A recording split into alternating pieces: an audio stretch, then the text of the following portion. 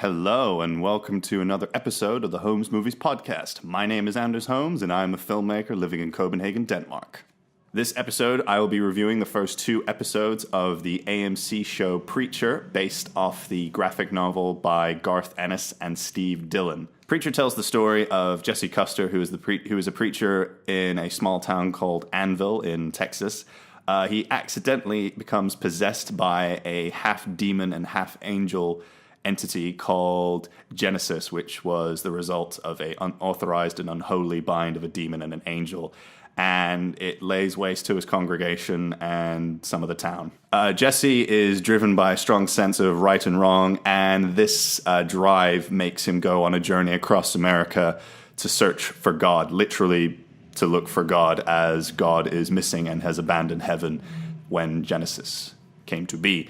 And along the journey with him is his old girlfriend Tulip and a hard-drinking, foul-mouthed Irish vampire by the name of Cassidy, who is a fan favorite of the Preacher series. Also, they encounter many enemies along the way, that one of them being the Saint of Killers, who's this cowboy, angel of death type character who is scary as hell and has unlimited ammo, very good aim, and cannot be destroyed or stopped. So he is like a walking Terminator from hell. Also, the main villains, or the sort of threats that affect Jesse's quest, are the Grail, this secret organization that secretly has a good control over the government and protects the bloodline of Christ. And one of the members of that is Herr Starr, this sort of megalomaniac who is after Jesse Custer for his own means and is quite a twisted individual. And that's the thing about Preacher, which is so fantastic. It has this very twisted sense of humor about it, which you can't help but just laugh at it, just being like, this is so fucking ridiculous. I don't know how they were able to put this to screen, but good job to the people who did it. So I think the approach of doing it as a TV show was quite a smart move, because I feel like it's such a big story. It's like Game of Thrones. Like, a lot of stuff happens and there's a lot of characters, and I feel like you would be able to develop it and flesh those elements that are in the comic book out and put them into the TV show and really kind of give it its due. And I think that was a very smart way around it. And also having AMC producing it, like the guys behind Mad Men, Breaking Bad, and of course The Walking Dead. Like, it's in good possible hands at that network. And also it was co-created by Seth Rogen and Evan Goldberg and Sam Catlin, who worked on Breaking Bad. And after watching This Is the End, I thought like Seth Rogen and Evan Goldberg, they were the ones to do it. Like, I felt like the kind of weird humor of This Is the End, I think, fit quite well with Garth Ennis's style, and I think that was a good marriage. So I had faith in the series, and I think they did a really good job. And I think what they did really well was they created a world, a very like this world, as W. Earl Brown, who plays Sheriff Root in season 1, said. It's like they did a very good job with world building in series 1, and I think the slow sort of build up that they did with it did really well to give the audience a sense of what kind of world this is and make it believable, and like give this world a history, and that it has it, and you can get an understanding of all the characters in there and where they're coming from and how they fit into it. And I think they did fantastically, and I think it may have proved frustrating for some people who weren't familiar with the comic book, and also proved frustrating for people who were into the comic book because they wanted to see, the story kind of get moving. And it does by the end. Like, once the town blows up, spoiler alert, and it's just Jesse, Cassidy, and Tulip in a car driving off trying to look for God, that's when the story gets going. And going into season 2, it was just going to keep on moving and get just as crazy and wild and nuts, just as like the comic book is. So I think season 1, worked in some cases. I thought Dominic Cooper was quite well fitted for Jesse Custer. He's not an actor I'm a particularly huge fan of, but I think he fit quite well for the character. And I couldn't really after he came on the screen and sort of being all Jesse Custer, I kind of felt like I can't really think of anybody else. Ian Coletti, who played Arseface, was a wonderful addition to the show. He brought a real sense of affliction and sincerity to Eugene Root, aka Arseface, and I think you were able to emphasize with him, and I think they were very successful in that, and I look forward to seeing more of him in season 2, because by the end of season 1 he's still in hell, so hopefully he'll get out of hell.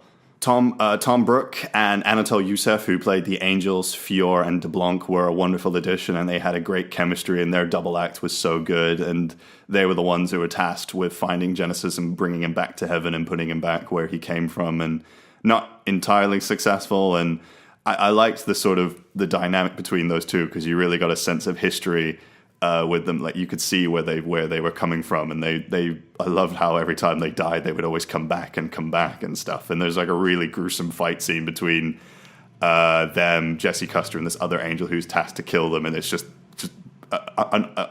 a repetitive fight that just sees no end, because if they die they just come back and the fight just keeps on going. It was just insane, and I thought that was one of the highlights of season 1. Ruth Negga was also a wonderful addition to the show. I thought she was very well cast as Tulip, and I really thought she was like a real force to be reckoned with, and she was a real. I liked her in Agents of S.H.I.E.L.D., but like in this one, I was a huge fan of hers, and I really want to see her in Loving, the film that she did with Joel Edgerton, which was directed by Jeff Nichols, who did Mud and Midnight Special. So casting her with Dominic Cooper was a really good idea, and I think whoever put those two together, and as well as Joseph Gilgun with as Cassidy with those three, I think that's kudos to the casting director for that. I think all three of them work so well together. I think their chemistry, it sparks, like it just brings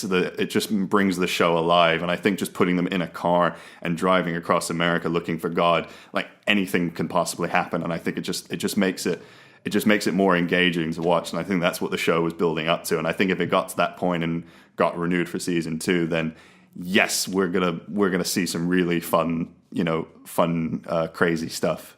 And that's like what the opening 2 episodes of season 2 are. They are fun and crazy, and like literally just jumped right out of the comic book and onto the screen, and it just works so well. It starts not just with a bang; it starts with many bangs as Jesse, Tulip, and Cassidy are driving along, and then it turns into a car chase. They start singing "Come On, Eileen."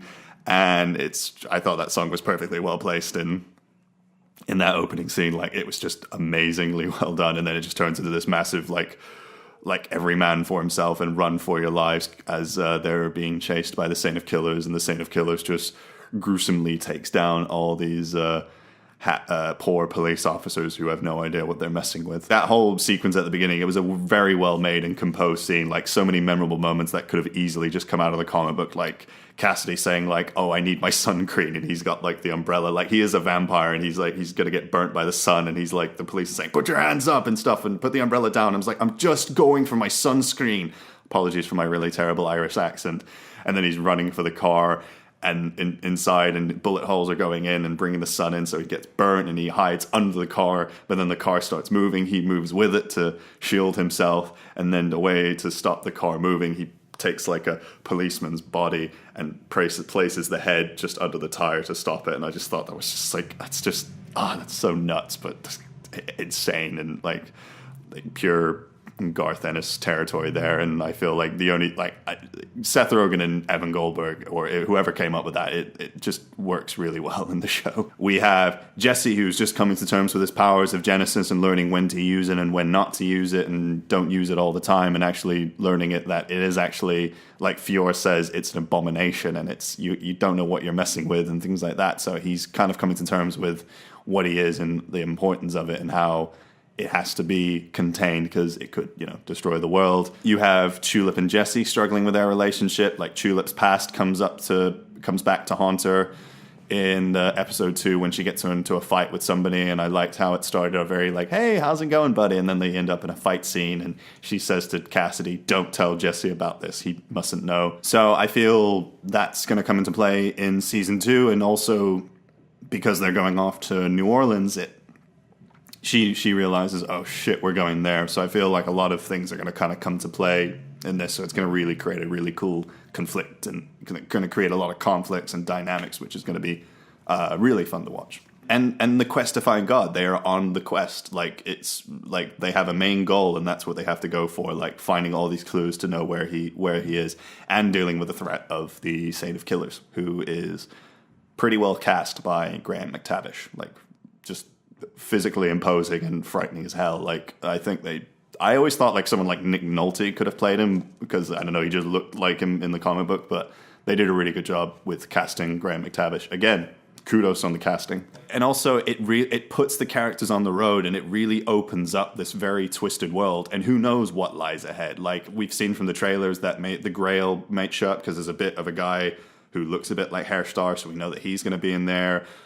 We've seen Arseface was in the trailer, so he's going to be involved in some ways. And it's 13 episodes; it's not 10 episodes, so we're going to really see quite a bit more. And hopefully, going into season 3, it's going to open up so much more, and we're going to get more history of the characters, like that were hinted at in season 1, like with Jesse Custer's past and his criminal past, but also his past with his dad, because he was also a preacher and he was killed. And I have an idea of who killed him, and I think that might come into play later in the season. And I think there was a little reference to it in season 2. And I think his crazy redneck family, they're gonna pop up and cause trouble. Like, everything about the new season so far is great. Like, it's fast paced, it's funny, still as crazy and twisted. And I think they've done a fantastic job. Seth Rogen, Evan Goldberg, and Sam Claflin, and the directors. Like, from watching those 2 episodes, I feel like they feel a lot more confident with what they have, and I think they're just given free rein to just sort of take as I've said, the very twisted and darkly humorous source material, and just go nuts with it and just see what works and what doesn't. And I think they're gonna probably create something that's quite unique and really sort of, test the boundaries of what you can show on TV. So I really look forward to it. And I think if you haven't seen it already, why are you watching this? Because I've spoiled a few elements already, but do check out Preacher. If you're a fan of like the graphic novel, do check it out. But if you're not too familiar with it, I would say check out the graphic novel. And if you like the graphic novel, do check out the TV show, because it is a damn good time. I will say that. Well, that concludes another episode of the Holmes Movies podcast. I've been reviewing the TV show Preacher from AMC. You can follow me on Twitter at Fabricius91, FABRICIUS91. Thank you for tuning in to another episode of the Holmes Movies podcast. As I mentioned, I've been Anders Holmes. Have a good day.